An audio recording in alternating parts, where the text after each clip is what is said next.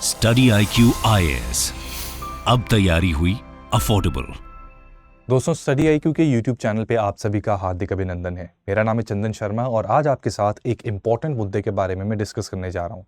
दरअसल इस मुद्दे का जो कॉन्टेक्स्ट है वो है रिसेंटली जैन समुदाय के एक बहुत ही प्रसिद्ध और बहुत ही माननीय आचार्य विद्यासागर जी महाराज, ये साधु हैं जैन समुदाय में, और इन्होंने रिसेंटली सल्लेखना की प्रथा को फॉलो करते हुए 77 साल की आयु में समाधि को प्राप्त किया है। यानी कि इन्होंने अपना शरीर छोड़ दिया और सैल्वेशन को अटेन कर लिया।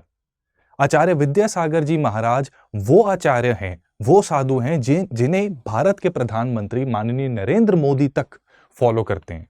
तो कौन है ये, क्यों इनको इतना पॉपुलर माना जाता है और सल्लेखना का रिचुअल जैन ट्रेडिशन में इसकी क्या इंपॉर्टेंस है और क्यों इसे फॉलो किया जाता है, ये सारी चीजों को आज के इस पर्टिकुलर वीडियो में हम आपके साथ डिस्कस करेंगे। तो चलिए वीडियो की शुरुआत करते हैं।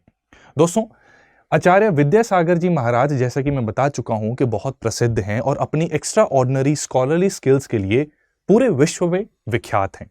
ये दिगंबर समुदाय को, within Jainism there are two sects, दो समुदाय माने जाते हैं जैन धर्म के अंदर भी, उसमें दिगंबर और श्वेतांबर, ये दो प्रोमिनेंट सेक्ट हैं। तो आचार्य विद्यासागर जी महाराज दिगंबर सेक्ट को बिलोंग करते हैं। आपको बताएं, ये यूपीएससी में एक बहुत इंपॉर्टेंट कंपोनेंट है। Shwetambar, Digambar and various other sub sects under Jain tradition, these are very important components and topic of Buddhism and Jainism, right. और इस टॉपिक से हर साल यूपीएससी प्रीलिम्स में एक सवाल आता ही आता है। और अगर आप यूपीएससी 2025 की तैयारी कर रहे हैं और होलिस्टिक प्रिपरेशन करना चाहते हैं तो स्टडी IQ के P2I बैच से आपको काफी फायदा हो सकता है, क्योंकि इस बैच में प्रीलिम से लेकर इंटरव्यू तक सभी स्टेजेस पर डेडिकेटेड फोकस मिलता है। ये फोकस कैसे मिलता है? आपकी तैयारी की 4 स्टेजेस होती हैं इसमें। सबसे पहले हम आपकी फाउंडेशन बनाते हैं, जिसमें एनसीईआरटी लेवल के कॉन्सेप्ट से शुरू होते हुए हम आपके बेस को बनाते हैं और आपकी नॉलेज को बढ़ाने का काम करते हैं। ये काम लाइव क्लासेस के थ्रू होता है। हर लाइव क्लास के बाद एक मेंस का आंसर राइटिंग क्वेश्चन आपको प्रैक्टिस के लिए दिया जाता है, जिसकी इवैल्यूएशन और उस पर फीडबैक भी आपको मिलता है। वीकेंड पे आपका 50 MCQs का टेस्ट होता है, जिससे कि एक हफ्ते में जितनी भी चीजें आपने पढ़ी हैं उसके बारे में आपको इंफॉर्मेशन मिल जाएगी। एंड करंट अफेयर का भी एक प्रोग्राम है जिसमें आपको अप्रॉक्सीमेटली 40 to 50 मिनट्स की वीडियो मिलती है, जिसमें डेली बेसिस पे करंट अफेयर्स को आप देख सकते हैं। और जो टेस्ट है उसमें करंट अफेयर्स की भी कुछ प्रोपोर्शन रहेगी। ये फाउंडेशन आपकी हमारे लेटेस्ट बैच जो 26 फरवरी को स्टार्ट होने जा रहा है, इसमें ये फाउंडेशन आपकी 2025 के फरवरी के महीने तक कंप्लीट हो जाएगी। और इसी के साथ आपको उस टाइम पर, क्योंकि प्रीलिम्स आयरन गेट माना जाता है, तो प्रीलिम्स की डेडिकेटेड तैयारी के लिए एक स्पेशल क्रैश कोर्स दिया जाएगा। इस स्पेशल क्रैश कोर्स के अंदर आपको सारा सिलेबस रिवाइज करवाया जाएगा from prelims point of view. Her class के बाद आपका एक सेक्शनल टेस्ट होगा, एक कॉम्प्रिहेंसिव टेस्ट सीरीज मिलेगी, सीसैट पर भी पूरा फोकस किया जाएगा और फुल लेंथ टेस्ट के थ्रू आपको वो माइंडसेट दिया जाएगा जिससे कि आप प्रीलिम्स में बहुत ही कंफर्टेबली अच्छा स्कोर लाके मेंस एग्जाम दे सकें, राइट। तो पहली स्टेज फाउंडेशन की स्टेज हो गई, दूसरी स्टेज हो गई आपके प्रीलिम्स की प्रिपरेशन की, तीसरी स्टेज में आपकी मेंस की प्रिपरेशन होती है यूजिंग 3-to-1 अप्रोच। इस 3-to-1 अप्रोच में व्हाट वी डू, एक हफ्ते के अंदर हम सारे सिलेबस को फिर से रिवाइज करेंगे। तो 3 दिन आपके सभी टॉपिक्स रिवाइज होंगे, इश्यूज का विश्लेषण होगा, राइट, डीप लर्निंग इसमें होगी। 2 दिन इन इश्यूज में से जैसे भी क्वेश्चंस आ सकते हैं उसकी रिगरस प्रैक्टिस होगी, so that you develop a stamina, जिससे 20 क्वेश्चंस 3 घंटे में इन 2 सेशंस अ डे लिखने की आप में कैपेबिलिटी आए। और हफ्ते का एक दिन डेडिकेट किया जाएगा करंट अफेयर्स की प्रिपरेशन को, जिससे आंसर्स को और एनरिच किया जा सकता है। इस थर्ड स्टेज की मदद से आपकी मेंस की बहुत अच्छी प्रिपरेशन हो सकती है। एंड मेंस की भी टेस्ट सीरीज और आंसर एनरिचमेंट प्रोग्राम जो आपको विदाउट एनी एडिशनल पेमेंट मिल जाएगा, उससे आप मेंस में भी सक्सेसफुल रहेंगे। एंड फोर्थ स्टेज में इंटरव्यू गाइडेंस मिलेगी, जहां पे हमारे सिलेक्टेड एंड रिटायर्ड ब्यूरोक्रेट्स जो हमारे साथ एसोसिएटेड हैं, for example Anil Swarup sir, उनकी छत्रो छाया में how to put your best foot forward in interview, उसकी भी गाइडेंस मिल जाएगी। So this is quite a good course, quite a comprehensive course, right. So links आपको डिस्क्रिप्शन में मिल जाएंगे। चेकआउट द पेज, आप उसमें शेड्यूल भी देख सकते हैं, फर्दर डिटेल्स जान सकते हैं, कुछ फ्रीक्वेंटली आस्क्ड क्वेश्चंस जो आपके होते हैं वो आपको उसी PDF में मिल जाएंगे। So quite a nice course, do make the best use of it and use the code CS Live, जिससे कि आपको अदरवाइज ये 37,000 का कोर्स केवल 25,000 रुपए में मिल जाएगा by using this particular code, that is CS Live। इस इंफॉर्मेशन के बाद अब कोई फर्दर आपको अगर कुछ जानना है तो टेलीग्राम पर, इस सोशल मीडिया पर, यहां पर आप मेरे साथ कनेक्ट कर सकते हैं। और अब वापस डिस्कशन पर चलते हैं। अब हम बात एक्चुअली आचार्य विद्यासागर जी महाराज की कर रहे थे। ठीक है, विद्यासागर जी महाराज दिगंबर सेक्ट को बिलोंग करते थे, तो इसमें मैंने आपको डिफरेंस बता दिया बिटवीन दिगंबर एंड श्वेतांबर्स। अब let us try to understand कि विद्यासागर जी की महाराज की जर्नी कैसी रही। इतने विख्यात जैन मॉन्क के हैं जिन्हें प्रधानमंत्री तक फॉलो करते हैं, तो इनकी जर्नी किस तरह से रही थी। इनका जन्म 10 अक्टूबर 1946 में कर्नाटका में हुआ था, राइट। और इनका ओरिजिनल नेम था विद्याधर। बचपन से ही इनकी इंक्लिनेशन स्पिरिचुअलिटी की तरफ थी। इनफैक्ट जब ये बच्चे थे तो वहां पर इनका रूटीन कुछ इस प्रकार से रहता था कि कभी भी ये संतुष्ट नहीं महसूस करते थे अनलेस एंड अनटिल ये स्पिरिचुअल टेक्स्ट को पढ़ना लें, स्पिरिचुअल टेक्स्ट को समझना लें, राइट। सो कॉन्सिक्वेंटली बचपन से ही इनमें वो ट्रेड्स थे। और 22 साल की आयु में ऑन 30 जून 1968 अजमेर में अंडर आचार्य ज्ञान सागर जी महाराज इन्हें मुनि दीक्षा प्राप्त हुई। मुनि दीक्षा प्राप्त होने से एक आम बालक ये क्या बन जाते हैं, जैन मॉन्क बन जाते हैं, यानी कि जैन समुदाय के एक साधु बन जाते हैं, राइट। तो इसी के साथ इनको मुनि विद्यासागर का टाइटल मिल गया। तो यहां पर विद्याधर से ये बन गए मुनि विद्यासागर। 22 नवंबर 1972 में अजमेर में ही इन्हें आचार्य की उपाधि मिल गई, राइट।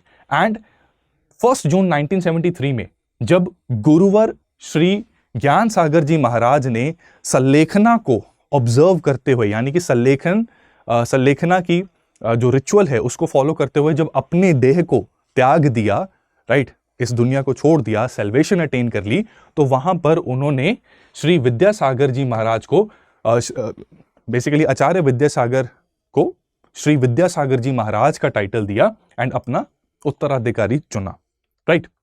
तो यहां पर ये इनकी जर्नी थी विद्याधर से आचार्य विद्यासागर तक पहुंचने की, राइट। अब आचार्य विद्यासागर जी महाराज जब इनको ये इतनी बड़ी उपाधि मिल गई तो इनमें वो गुण थे जिससे कि ये इतनी बड़ी उपाधि के हकदार थे, राइट।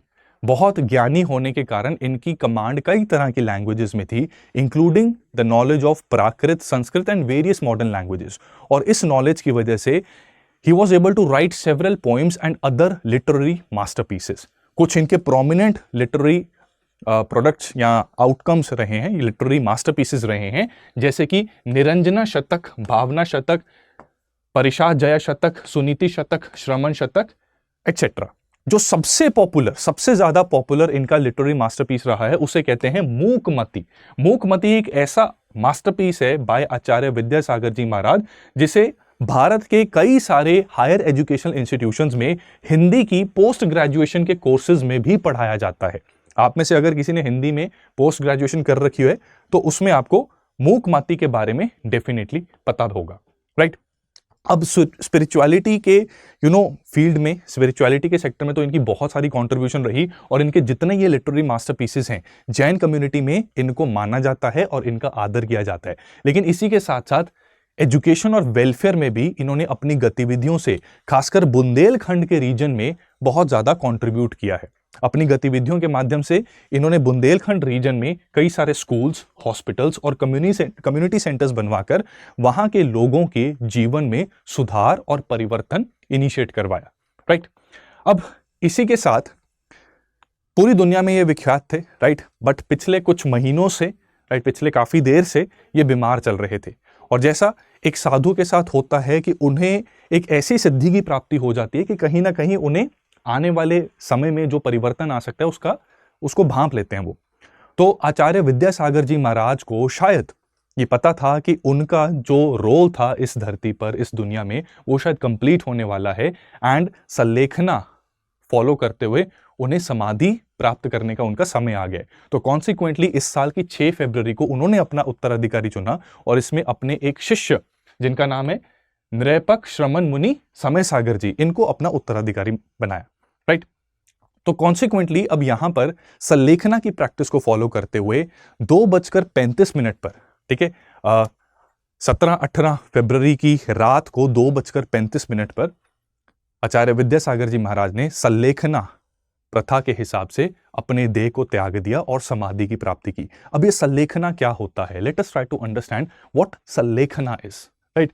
तो सल्लेखना एक ऐसा प्रथा है जो जैनिज्म में फाउंडेशनल वैल्यू या फाउंडेशनल प्रैक्टिस रहा है। माना जाता है कि तीर्थंकारास ने भी अपना सैल्वेशन इस प्रैक्टिस को फॉलो करते हुए ही अटेन किया, राइट।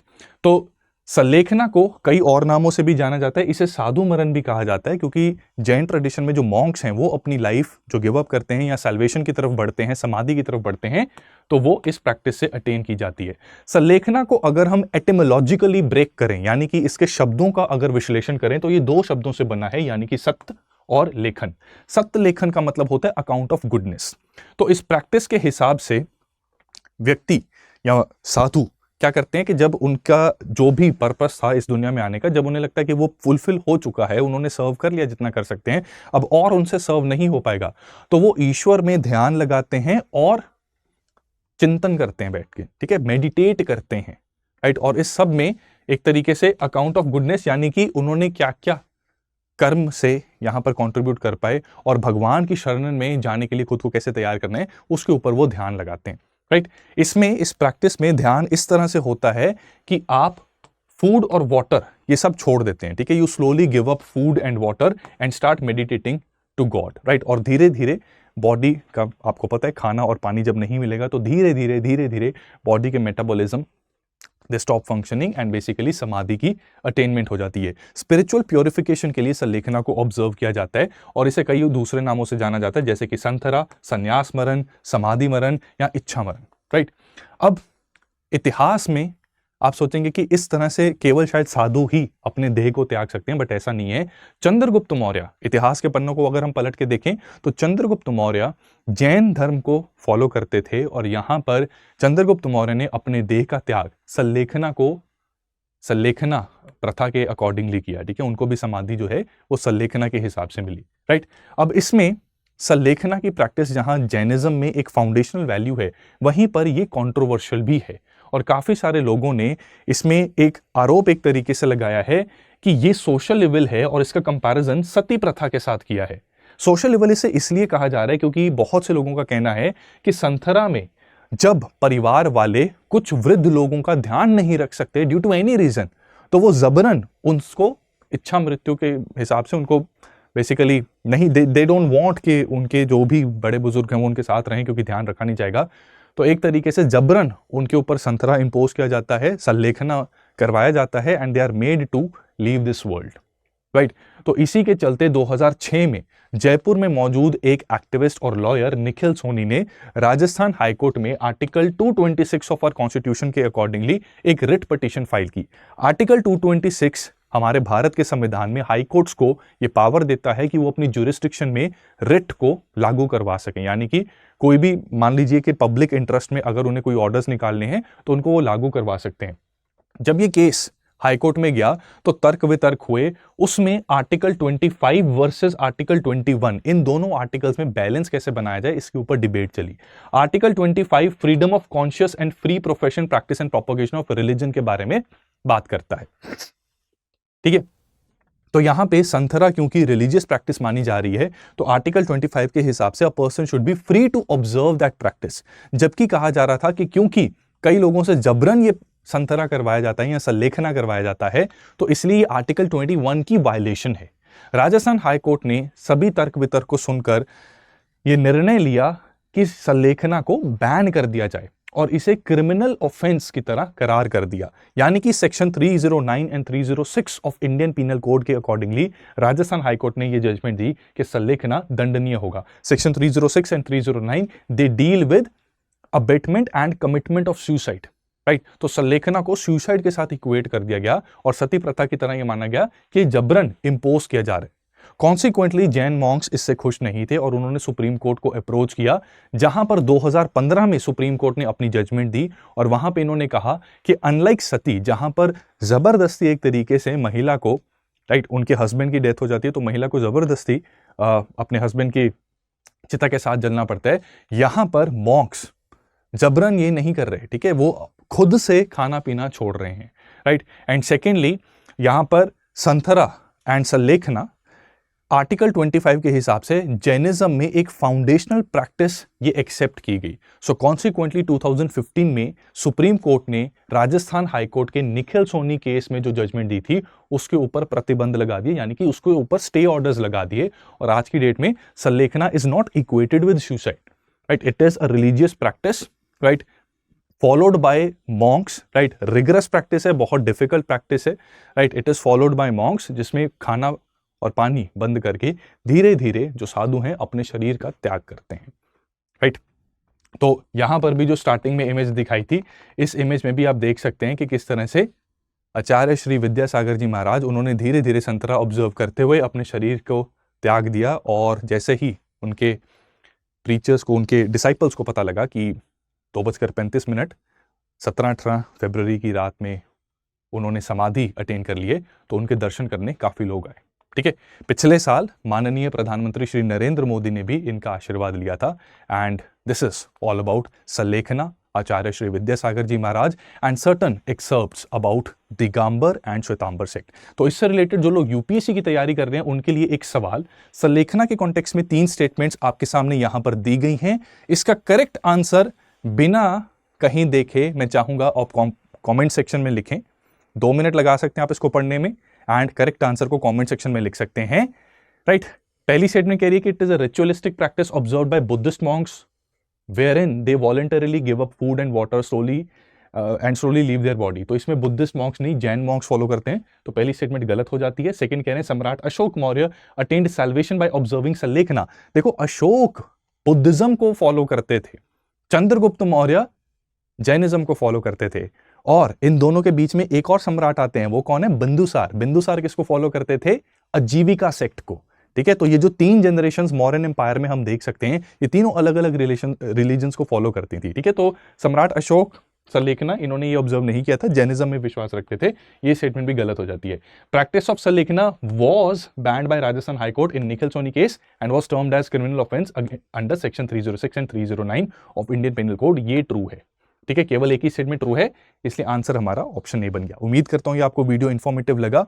एंड प्रीलिम्स 2024 की जो लोग तैयारी कर रहे हैं, इस तरह के एमसीक्यूज की अभी से अच्छी सी प्रैक्टिस कर लो, और उसमें आपकी हेल्प करने के लिए स्टडी आईक्यू का प्रीलिम्स के लिए एक कॉम्प्रिहेंसिव क्रैश कोर्स, जहां पर स्टैटिक के साथ साथ करंट अफेयर्स पर भी इक्वल इंपॉर्टेंस दी गई है, नॉलेज के साथ साथ एमसीक्यूज की प्रैक्टिस के ऊपर इक्वल इंपॉर्टेंस दी गई है, और जनरल स्टडीज के साथ साथ सीसेट पर भी इक्वल इंपॉर्टेंस दी गई है। ये आपकी काफी मदद कर सकता है। डिस्क्रिप्शन में इसके भी आपको लिंक मिल जाएंगे। CS लाइव कोड लगाने पर ये केवल 6000 रुपए में आप इसमें एनरोल कर सकते हैं। That's all from my side today. जल्दी आपसे अगले इशू के साथ मिलेंगे। Take care, stay blessed and thank you so much. Study IQ IAS, अब तैयारी हुई अफोर्डेबल।